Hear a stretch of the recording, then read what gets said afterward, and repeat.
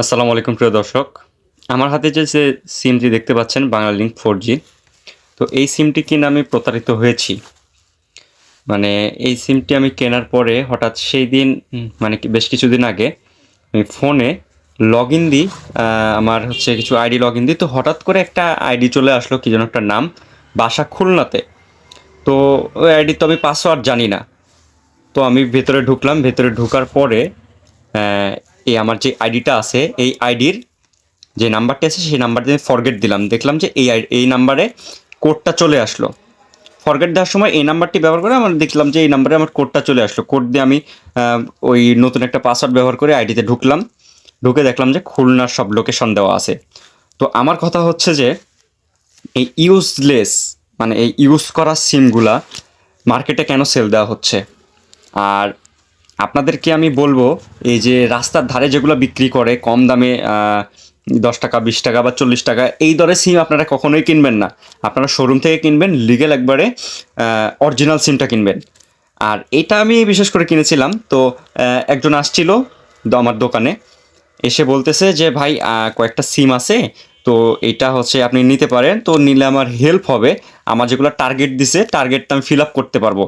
তো আমি ভাবলাম যে আমার যদি কিছু টাকার জন্য একটা মানুষের উপকার হয়, টার্গেটটা যদি ফিল আপ হয়, তাহলে আমার ক্ষতি কী? কিন্তু এই যে আমাকে যে এইভাবে বাঁশটা দিয়েছে, এখন আমি কি করব?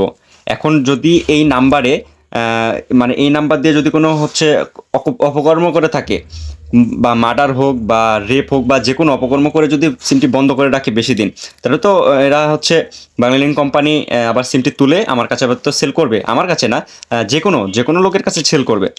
তো সেক্ষেত্রে এগুলোর নিশ্চয়তা কি? আমরা যে কোনো মুহূর্তে, তো আমি এখন যে কোনো মুহূর্তে কিন্তু বিপদে পড়তে পারি।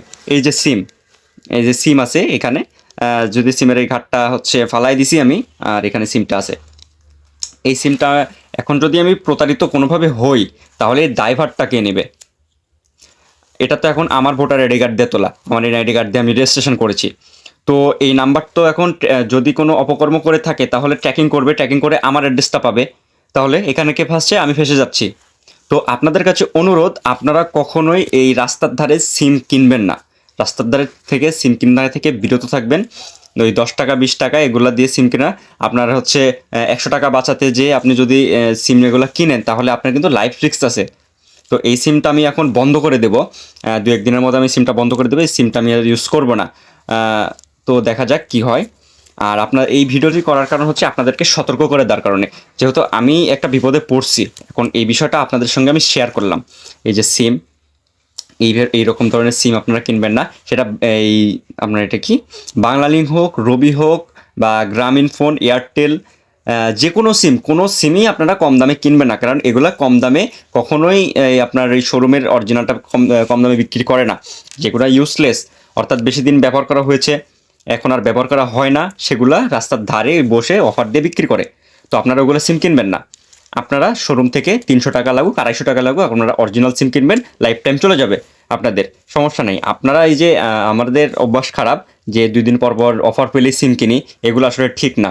এটা আমারও অভ্যাস খারাপ ছিল, আমি টোটালি অফ করে দিছি। এরকম আমি সিম কেনার অভ্যাস ছিল, মানে অফার টফার দিত, নতুন অফার দিত, আর অফারের জন্য এই কম টাকায় অফার পেতাম, এই জন্য এই সিমগুলা কিনতাম। কিন্তু এখন আমি টোটালি অফ করে দিচ্ছি। আমার মোট হচ্ছে কয়টা, 4টা সিম আছে আমার, 2টা ফোনে এখন 4টা সিম ভরা আছে। এখন আমি আরেকটা খুলে ফেলে দিয়েছি, এই যে এটা খুলে ফেলছি। এটা খুলে ফেলে আমি এখন আমার মোট 3টা সিম এখন, মানে 2 ফোনে মিলে। তো আপনাদেরকে আবারও রিকোয়েস্ট করব, আপনারা কখনো এই ইউজলেস সিমগুলো কিনবেন না, তাহলে অবশ্যই প্রতারিত হতে পারেন আমার মতন। আর আমি তো ভাই প্রথমে যখন দেখলাম যে আরে আমি আইডি কবে খুললাম, আমি তো এই সিম ইউজই করি না, তারপরে পরে মাথায় আসলো যে এটা সিম তো আমি অফিস থেকে কিনি নাই, রাস্তার ধার থেকে কিনেছিলাম। তো সেক্ষেত্রে এটা হয়তো ইউজলেস সিম, তখন বুঝতে পারলাম। তো ভিডিওটি শেয়ার করবেন এবং আপনারা সকলকে দেখার সুযোগ করে দেন।